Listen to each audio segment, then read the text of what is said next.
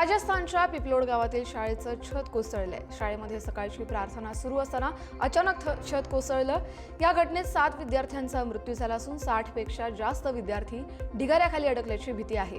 दुर्घटनेनंतर 17 विद्यार्थ्यांना दुखापत झाली असून गंभीर जखमी झालेल्या विद्यार्थ्यांना झालावाड इथल्या रुग्णालयात दाखल करण्यात आलंय। छत कोसळल्यानंतर लोकांनी मदतीसाठी गर्दी देखील केली। या घटनेनंतर शिक्षण मंत्र्यांनी उच्चस्तरीय चौकशीचे आदेश दिले असून दोषींवर कठोरात कठोर कारवाई करण्याचं असल्याचं सांगितलंय। मध्य प्रदेशच्या ग्वाल्हेरमध्ये मुसळधार पाऊस सुरू आहे, त्यामुळे अनेक सखल भागात पाणी साचल्यानं जनजीवन विस्कळीत झालंय। महाराजवाडा, लष्कर आणि जय विलास महल या परिसरातील रस्त्यांवर पाणी साचलंय, त्यामुळे वाहतूक देखील मंदावली। काही घरांमध्ये देखील पाणी शिरल्याचं समोर आलं। पाण्याचा नीट निचरा न झाल्याने ही अडचण निर्माण झाली। प्रशासनाकडून तात्काळ उपाययोजना करण्याचं काम सुरू आहे। नागरिकांनी गरज नसल्यास घराबाहेर पडू नये आणि सुरक्षिततेची काळजी घ्यावी असं आवाहन करण्यात आलंय। तर पुढील काही तास पावसाचे असण्याचा देखील इशारा देण्यात आलाय। राजधानी दिल्लीतून वाहणारी यमुना नदी पुन्हा एकदा धोक्याच्या पातळीजवळ पोहोचली आहे, ज्यामुळे दिल्लीवर पुन्हा पुराचं संकट येण्याची शक्यता आहे। गेल्या काही दिवसांपासून उत्तर भारतात सुरू असलेल्या मुसळधार पावसामुळे यमुनेच्या पाणी पातळीत वाढ होतीये। तसंच हरियाणातील हथिनीकुंड बॅरेजमधून मोठ्या प्रमाणात पाणी सोडलं गेलंय। सध्या यमुना नदीची पाण्याची पातळी धोक्याच्या 205 मीटरच्या आसपास आहे। ही पातळी आणखी वाढण्याची शक्यता असल्यानं दिल्ली सरकार आणि आपत्कालीन यंत्रणा सतर्क झाल्यात। नदीकाठच्या नागरिकांना देखील सतर्क राहण्याच्या सूचना दिल्या गेल्या आहेत। ओडिसातील केओन्झार जिल्ह्यात एक हत्ती मानवी वस्तीत शिरला होता। त्याला पाहण्यासाठी मोठ्या संख्येनं गावकऱ्यांनी देखील गर्दी केली। अनेक लोक हत्तीचे फोटो आणि व्हिडिओ काढू लागल्यानं हत्ती बिथरला। ओडिसामध्ये अन्न आणि पाण्याच्या शोधात हत्ती मानवी वस्त्यांमध्ये शिरतायत। हत्तींच्या संरक्षणासाठी आणि मानवी हत्ती संघर्ष कमी करण्यासाठी ओडिसा सरकारनं आता हत्तींचं संवर्धन आणि मानव हत्ती संघर्ष कमी करण्यासाठी सर्वसमावेशक कृती आराखडा आणलेला आहे। भारताने ड्रोनच्या माध्यमातून क्षेपणास्त्र डागण्याचा यशस्वी प्रयोग केलाय। आंध्र प्रदेशमधील कर्नूल इथल्या नॅशनल ओपन एरिया रेंजमध्ये ही चाचणी यशस्वीपणे पार पडली। संरक्षण संशोधन आणि विकास संघटनेनं UAV लॉन्च प्रिसिजन गाइडेड मिसाईलच्या यशस्वी चाचणीची माहिती दिली। या यशस्वी चाचणीबद्दल संरक्षण मंत्री राजनाथ सिंग यांनी DRDO आणि संबंधित उद्योग भागीदारांचं अभिनंदन केलंय। या यशामुळे भारतीय उद्योग आता महत्त्वाच्या संरक्षण तंत्रज्ञानाचं उत्पादन करण्यास तयार असल्याचं सिद्ध झालंय। मस्कतहून मुंबईकडे येणाऱ्या एअर इंडिया एक्सप्रेसच्या विमानात एक थाई महिला प्रवाशानं हवेतच बाळाला जन्म दिलाय। या प्रसूती दरम्यान विमानातील केबिन क्रूने अतिशय दक्षतेनं त्यांना मदत केली। तसंच प्रवाशांपैकी एका नर्सने देखील महिलेला सहाय्य केलं। पायलट्सनी तातडीनं एअर ट्रॅफिक कंट्रोलला संपर्क करून मुंबई विमानतळावर लँडिंगची विनंती केली। लँडिंगवेळी वैद्यकीय पथक आणि अँब्युलन्स सज्ज ठेवण्यात आल्या होत्या। विमान उतरताच महिलेला आणि नवजात बाळाला तात्काळ जवळच्या रुग्णालयात हलवण्यात आलं। छत्तीसगडच्या जगदलपूरमधून सुरक्षा दलाच्या जवानांचा कारवाई करतानाचा व्हिडिओ समोर आलाय। मुसळधार पाऊस आणि घनदाट जंगलात सुरक्षा रक्षक कारवाई करताना दिसतायत। माड परिसरात 2 मोठे नक्षलवादी लपले असल्याची माहिती प्रशासनाला मिळाली होती आणि याच माहितीच्या आधारावर सुरक्षा दलाने या कारवाईला सुरुवात केली आहे। भर पावसात हत्यारं घेऊन ही सुरक्षा युनिट डोंगर सर करतेय, त्यामुळे पावसात देखील ऑपरेशन मान्सून अखंडपणे सुरू आहे। मणिपूरमध्ये राष्ट्रपती राजवट 13 ऑगस्ट 2025 पासून पुढील 6 महिन्यांसाठी वाढवण्यात आली आहे। मणिपूरमध्ये सुरू असलेल्या वांशिक हिंसाचार आणि प्रशासकीय व्यवस्थेतील बिघाड यामुळे लागू करण्यात आलेली राष्ट्रपती राजवट आता आणखी 6 महिने चालणार आहे। केंद्रीय गृहमंत्री अमित शहा यांनी लोकसभेत यासंबंधीचा प्रस्ताव मांडल्यानंतर त्याला मंजुरी देण्यात आली आहे। याआधी 13 फेब्रुवारी 2025 मध्ये मणिपूरमध्ये राष्ट्रपती राजवट लागू करण्यात आली होती। बनावट दूतावास चालवणाऱ्या हर्षवर्धन जैनला आता अटक करण्यात आली आहे। त्याने सौदी अरेबियातील शस्त्र विक्रेता अदनान खाशोगी आणि हैदराबाद मूळचा तुर्की रहिवासी एहसान अली सय्यद यांची लंडनमध्ये भेट घेतली होती। ही भेट चंद्रास्वामी नावाच्या व्यक्तीच्या मदतीनं झाली।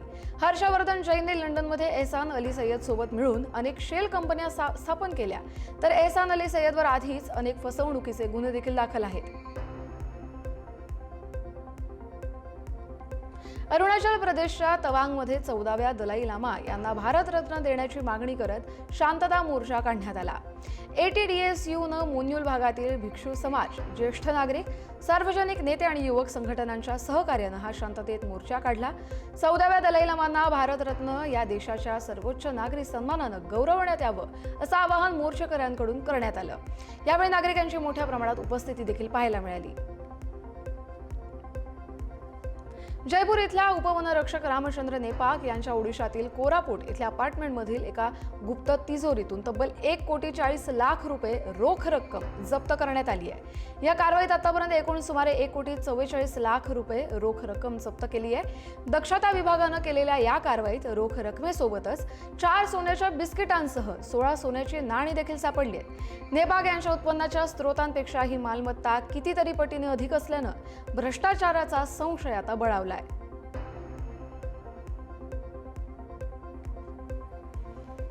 एअर इंडियाच्या विमानाचं आपत्कालीन लँडिंग करण्यात आलंय. हे विमान जयपूरहून मुंबईला निघालं होतं. उड्डाणानंतर अवघ्या 18 मिनिटातच विमानात तांत्रिक बिघाड झाल्यानं वैमानिकाने जयपूर विमानतळावर लँडिंग केलंय. विमानात 135 प्रवासी होते. तर एअर इंडियाच्या कर्मचाऱ्यांसह जयपूर विमानतळावरील तज्ज्ञ पथक विमानाची आता तपासणी करतायत. प्राथमिक माहितीनुसार उड्डाण घेतल्यानंतर पायलटला कार्गोचं गेट उघडं आढळलं होतं. तर एअर इंडियाच्या विमानानं नियोजित वेळेपेक्षा 23 मिनिटं उशिरा मुंबईसाठी उड्डाण केलंय. JNU मधील मराठी विद्यार्थ्यांनी डाव्या विचारांचा जाहीर निषेध केलाय. सगळ्या वसतिगृहांमध्ये एक जाहीर पत्रक वितरित करून या डाव्या विचारसरणीचे मुखवटे घालणाऱ्या विद्यार्थ्यांचा तीव्र निषेध नोंदवलाय. काल JNU विद्यापीठात मुख्यमंत्री देवेंद्र फडणवीसांच्या हस्ते कुसुमाग्रज मराठी भाषा, साहित्य आणि संस्कृती विशेष केंद्राचं उद्घाटन झालं. यावेळी डाव्या विचारसरणीच्या विद्यार्थ्यांनी विद्यापीठाबाहेर आंदोलन केलं. या विरोधात आता कारवाई करण्याची मागणी मराठी विद्यार्थ्यांनी केली आहे. केंद्र सरकारने आपल्या कर्मचाऱ्यांसाठी एक महत्त्वाचा निर्णय घेतलाय. या निर्णयानुसार आता केंद्रीय सरकारी कर्मचाऱ्यांना त्यांच्या वृद्ध पालकांची काळजी घेण्यासाठी किंवा इतर कोणत्याही वैयक्तिक कारणांसाठी वार्षिक 30 दिवसांची रजा घेता येणार आहे. याशिवाय त्यांना इतरही काही प्रकारच्या रजांचा लाभ मिळणार आहे. केंद्रीय कार्मिक राज्यमंत्री डॉक्टर जितेंद्र सिंग यांनी या राज्यसभेत या संदर्भात माहिती दिली आहे. केंद्र सरकारने अश्लील, विडंबनात्मक आणि प्रौढांसाठी असलेला कॉन्टेंट प्रसारित करण्याच्या आरोपांवरून अनेक ॲप्स आणि OTT प्लॅटफॉर्म्स आणि वेबसाईट्सवर बंदी घातली आहे. यामध्ये ऑल्ट बालाजी, उल्लू, बिग शॉट्स ॲप, देसी फिलिक्स, बूमेक्स, नवरसा लाईट आणि गुलाब ॲप मिळून एकूण 25 ॲप्स आणि वेबसाईट्सचा समावेश आहे. डिजिटल प्लॅटफॉर्मवर नियंत्रण ठेवणं आणि प्रौढांसाठीच्या कॉन्टेंटचा प्रसार रोखण्यासाठी माहिती आणि प्रसारण मंत्रालयानं हे मोठं पाऊल उचललंय.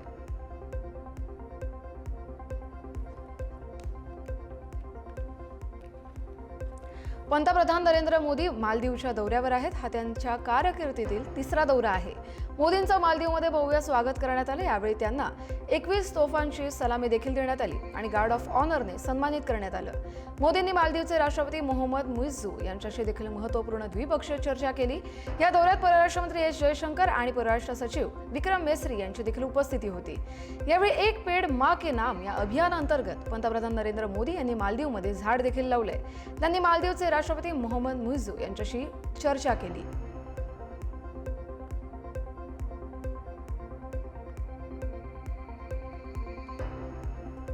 न्यू मेक्सिकोच्या रुइदोसो या भागात मुसळधार पावसामुळे पूरस्थिती निर्माण झाली आहे. काही दिवसांपूर्वी आलेल्या पुराचा चिखल अजूनही तसाच होता.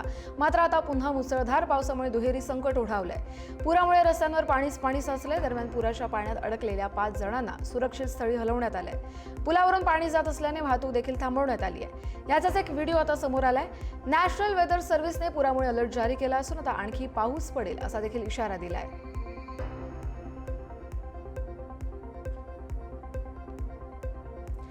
फिलिपिन्सच्या उत्तर डोंगराळ भागात चक्रीवादळ कोमे, ज्याचं स्थानिक नाव आहे एमॉग्द, हे वादळ घोंगावतंय. त्यामुळे आता गुरुवारी रात्री पांगासिनानमध्ये 120 किलोमीटर ताशी वेगानं वादळ धडकलंय. तर दुसरीकडे मुसळधार पावसामुळे पूरसदृश्य परिस्थिती देखील निर्माण झाली आहे, ज्यामुळे भूस्खलन झालंय, झाडं उन्मळून पडली आहेत. यात 25 जणांचा मृत्यू झाला असून 8 जण बेपत्ता आहेत. कोमेमुळे मेट्रो मॅनिला आणि लुझोनच्या 35 प्रांतातील शाळा देखील बंद ठेवण्यात आल्या. 77 भागात आपत्तीजन्य परिस्थिती जाहीर करण्यात आली आहे. आतापर्यंत जवळपास 2.78 लाख नागरिकांचं सुरक्षित स्थळी स्थलांतर करण्यात आलंय. फिलिपिन्समध्ये मुसळधार पावसामुळे सगळीकडेच पाणी साचलंय. बुलाकान प्रांतातल्या एका चर्चमध्ये गुडघाभर पाणी साचलंय. मात्र याच साचलेल्या पाण्यात एका जोडप्यानं लग्न केलंय. जेड वर्डिलो आणि जमैका अगुलियर या दोघांनी देखील लग्न गाठ बांधली आहे. या दोघांच्याही लग्नाचा व्हिडिओ आता सोशल मीडियावर तुफान व्हायरल झालाय. मुलीने पांढरा गाऊन घातला होता, तिच्या ड्रेसची वेल मागे पाण्यावर तरंगत होती, तर मुलाने सूट घातला होता. गुडघापर्यंत पाणी साचल्यानं त्याला पॅन्ट देखील गुडघ्यापर्यंत वर केलेली या व्हिडिओत दिसतेय. त्यांच्या या लग्नात नातेवाईकांनी देखील मोठ्या उत्साहानं सहभाग नोंदवला. मेक्सिकोच्या चियापास राज्यात न्यू वर्ल्ड स्क्रूवर्म माशीचा प्रादुर्भाव वेगानं वाढतोय. त्यामुळे पशुपालक आता संकटात आलेत. या माशीमुळे जनावरांच्या जखमांमध्ये अळा पडतायत. त्यामुळे अमेरिकेने मेक्सिकोमधून गुरांच्या आयातीवर बंदी घातली आहे. दरम्यान स्थानिक पशुपालकांना सरकारकडून फारशी मदत मिळत नाहीये, तर दुसरीकडे औषधांच्या किमती गगनाला भिडल्यात. काही जण घरगुती उपाय देखील करतायत. गायींसह मेंढ्या, डुक्कर, मांजर आणि इतर पाळीव प्राणी बाधित होत असल्याचं पशुवैद्यांनी सांगितलंय. मेक्सिको अमेरिका मिळून निर्जंतुकी करण्यासाठी कारखाना देखील उभारतायत.